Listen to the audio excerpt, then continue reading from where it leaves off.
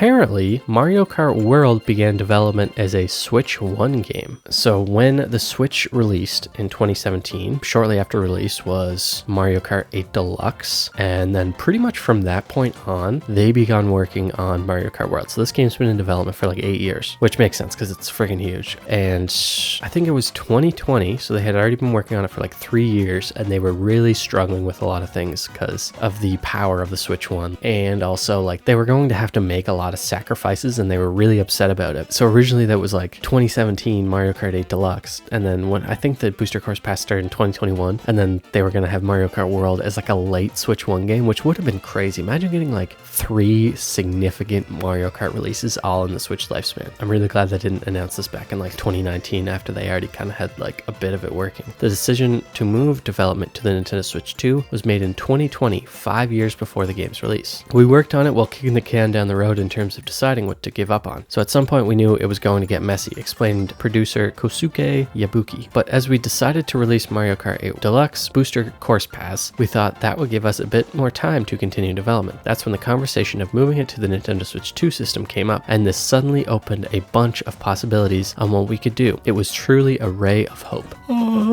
That's my ray of hope.